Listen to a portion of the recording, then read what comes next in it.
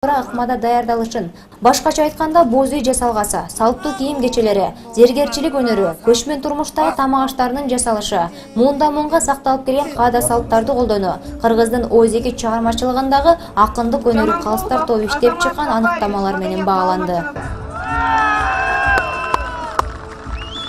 Кут болсун сыйлаңыз, кут болсун агай. Тарыхый этно баалуулукту арттырган 2-дүйнөлүк көчмөндөр оюндарына республиканын аймактары да активдүү катышты. Анын ичинде Чүйө булусу баарда сынактарда өзүн көрсөтө алды. Алгачкы сынак боз үйдүн жалпы жасалгаланышы жана эң мыкты үлгүсүн аныктоо болду. Бул сынактын максаты боз үйдүн пайда болушу көчмөндөр маданиятында эң жетишкен өнүгүүлөрдүн бири. Көчмөн турмушта өмүр сүргөн кыргыз эли кылымдар бою боз үйдү салттык турак-жай катарында пайдаланып келишкен. Байыркы боз үйдү жасалгалоодо, тигүүдө, ички жасалгалоодо элдик кол өнөрчүлүктүн эң ыкмаларын жана ырым-жырымдарын муунда мурас катары сактап калуу болуп саналат. Чүйө булусунун Сокулук району тарабынан 4 бөлмөлүү боз үй бул сынакка катышты. Боз үйдүн ички жана тышкы жасалгаланышы салттуулугу бааланды. Ошону менен бирге турмуш тиричиликке керектелүүчү буюм-тайымдардын табигый түрдө даярдалышы, кооздолушу эске алынды. Мындан сырткары алардын колдонуудагы салттык өзгөчөлүктөрдүн туура сакталышы каралган. Жыйынтыгында хан орду аталган бул боз үй 3-орунду ээлесе, мындан сырткары кол өнөрчүлүк боюнча 2-орунду камсыздады.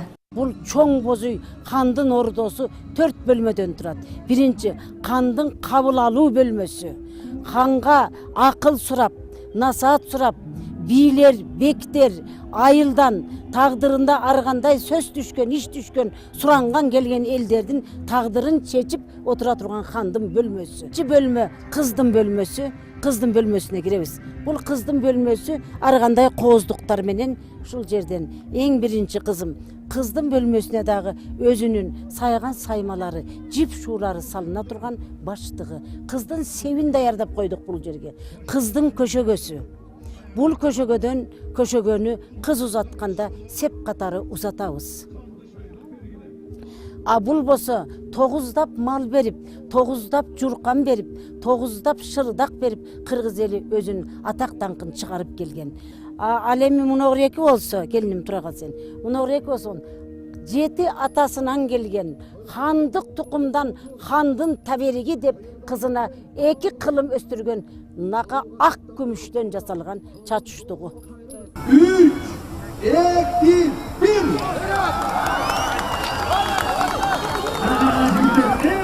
Кырчын жайлоосунда бул күнгө чейин болуп көрбөгөндөй тарыхый окуя болду. Тактап айтканда боз үйдө ыкчам тигүү таймашы өткөрүлүп, ага республиканын 7 дубанынан келип катышты. Сынактын катышуучулары бул күнгө чейин 1 топ күн даярдыктан өтүшкөн. Дүйнөлүк боз үйдү тез тигүү таймашы башталды. Бул таймашка 7 областтан аймагынан келген тургундар катышууда. Алардын айтымында бул күнгө чейин алар 15 минутта ичинде тигип бүтүшкөн. Ал эми алар бүгүн кандай жыйынтык көргөзөт? Ким жеңүүчү аталат? Алдыда байкайбыз. Бул сынакка Ысык Ата районунан 6 адамдан турган Шамдагай топ 75 баш, 5 канат боз үйдү бардык жабдуулары менен 10 минут 16 секунд ичинде тигишти. Калыстар тобунун талабы боюнча тигилген боз үйдүн сапатына, турпатына карап баа берилди. Мунун жыйынтыгына ылайык Ысык Ата району 1-орунду ээледи. Уюштуруучу топтун айтымында бул самалы Гиннес китебине кирери белгилүү болду. Кыргыздын салттуу кийимдерин аныктоо сынагы боюнча кыргыздар көчмөнчүлүк жашоо шартына ылайык салттуу кийим кечелердин көптөгөн түрүн даярдоодогу кол өнөрчүлүгүн, мыкты чеберчилигин даңазалоо болуп саналат. Талап боюнча кыргыздын кийим кече сынагында анын салттуулугун сактоо зарыл болгон. Мурдагы кийимдердин түп нускасын кайталап, бычма тигилиштери бузулбастан тигилген кийимдер сынакка катышты. 15 ордодон турат. Жука батестен урулган элечек же ханышанын баш кийими деп аталат. Сынакка табигый түрдө алынган кездемелер колдонулду. Колдон колго сакталып келген этно кийим кечелерди да көргөзмөгө алышты. Мындан сырткары атайын боз үйдүн ичине кийим кечектер жайгаштырылып, ал сынакта Чүйө булусу 3-орунду ээледи. Ал эми кыргыз улуттук тамак ашы жана жасалгаланышы боюнча да сынак өткөрүлүп, ага Чүйө аймагынан Кемин жана Сокулук райондору даярданышкан. Жыйынтыгында 2-орунду камсыздады. Сыйлыгыңыз кут болсун. Бар болуңуздар.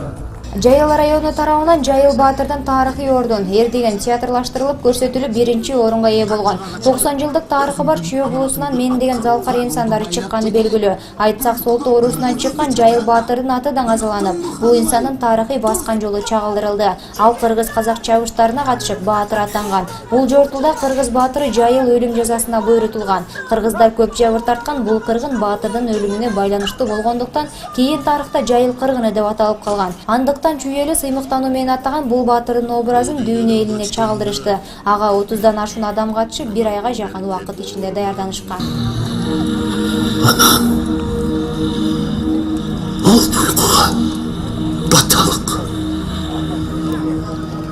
Экинчи көчмөндөр оюнунда мына атактуу Кырчын жайлоосунда касиеттүү көлүбүздүн жээгинде бүт жумурай журтка, дүйнөгө, ааламга кыргыздын атын чыгарсак экен.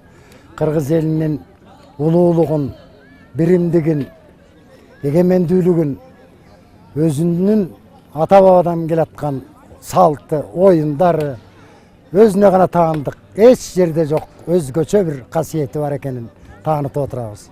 Көрсөтмө берилген экен, Жайыл Баатырды алып келесиңер тарыхый инсандардан деп. Анан ошол мурдадагы мен Жайыл Баатыр менен жакшы тааныш болчумун, өмүрү менен бул кишинин.